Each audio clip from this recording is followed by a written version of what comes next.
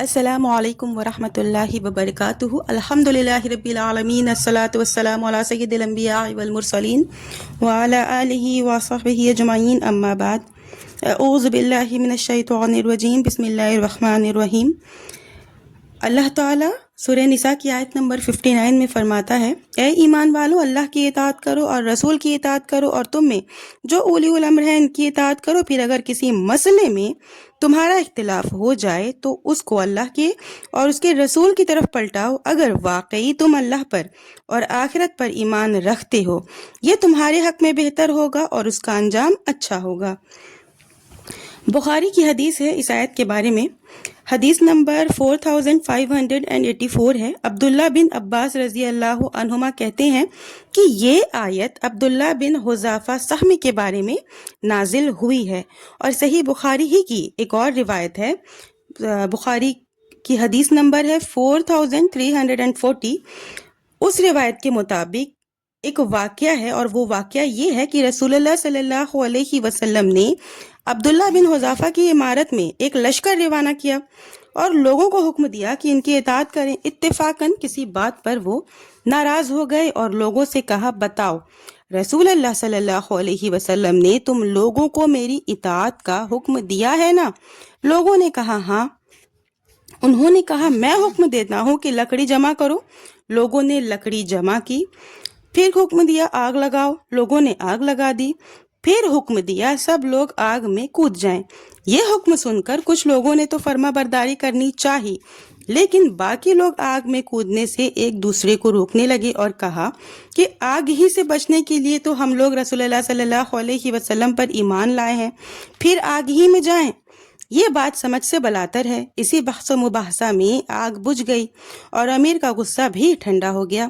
یہ خبر جب آپ صلی اللہ علیہ وسلم تک پہنچی تو آپ نے فرمایا، اگر آگ میں داخل ہو گئے ہوتے تو پھر آگ سے قیامت تک نہیں نکل پاتے۔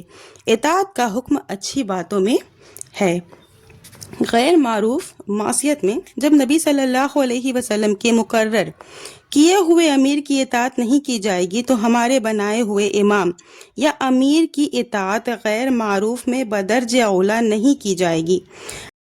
اس آیت میں تین چیزیں ثابت ہو رہی ہیں۔ تین لوگوں کی اطاعت کا حکم دیا جا رہا ہے، ایک اللہ کی، رسول کی اور اولی الامر کی۔ اولی الامر سے کون لوگ مراد ہیں، اس کی دو تفسیر کی جاتی ہے، ایک حکام اور دوسرا علماء۔ دونوں معنی صحیح ہے۔ قابل غور بات یہ ہے کہ آیت کریمہ میں تین لوگوں کی اطاعت کا حکم ہے، لیکن اطاعت کا صیغہ صرف دو جگہ لایا گیا ہے، اولی الامر کے ذریعے میں اور اطیعوا نہیں کہا گیا ہے۔ اس کا مطلب یہ ہوا کہ اللہ اور اس کے رسول کی اطاعت مستقلاً ہے اور امریہ یا علماء کی اطاعت ضمناً ہے، یعنی علماء یا عمرہ کی اطاعت اللہ اور اس کے رسول کے ضمن میں کی جائے گی۔ اگر ان کا حکم یا ان کا فتویٰ کتاب اور سنت کی روشنی میں ہے تو اس پر عمل کیا جائے گا، ورنہ رد کر دیا جائے گا۔ آیت کا سبب نزول میں جو حدیث آپ کو میں سنائی ہوں، اس سے بھی یہی ثابت ہوتا ہے کہ امیر لشکر نے آگ میں داخل ہونے کا حکم دیا تھا، لیکن وہ حکم رد کر دیا گیا۔ معلوم یہ ہوا کہ کسی امام یا مجتہد کی اطاعت یا تقلید اسی بات پر کی جائے گی جو اللہ اور اس کے رسول کے فرمان کے موافق ہو۔ اگر امام کا حکم اور فتویٰ کتاب اور سنت کے خلاف ہو تو اسے رد کر دیا جائے گا، اور کتاب و سنت کے موافق فتویٰ پر عمل کرنا دراصل اللہ کی اور اس کے رسول کی اطاعت ہے، نہ کہ امام کی۔ اسی طرح اس آیت کریمہ سے تقلید کی جڑ ہی کٹ جاتی ہے۔ تو امید ہے کہ آپ کو ویڈیو سمجھ میں آئی ہوگی۔ ویڈیو زیادہ لمبی نہیں کروں گی۔ آخر میں اللہ تعالیٰ سے دعا ہے کہ یا اللہ تعالیٰ، تجھ سے دعا ہے کہ یا اللہ ہمارے تمام نیک اعمال کو قبول فرما، ہماری عبادت کو قبول فرما، جو دعائیں دل میں ہیں انہیں اپنی رحمت سے قبول کر لے، ہمارے گناہوں کو معاف کر دے، ہمیں ہدایت، برکت اور بے حساب رزق عطا فرما، جو بیمار ہیں انہیں شفا دے، جو مشکلات میں ہیں ان کے راستے آسان کر، ہمیں کتاب و سنت پر چلنے اور اس پر عمل کرنے کی توفیق دے، آمین یا رب العالمین۔ جمعرات کا سورج غروب ہو گیا ہے، درود کی کثرت شروع کر دیں۔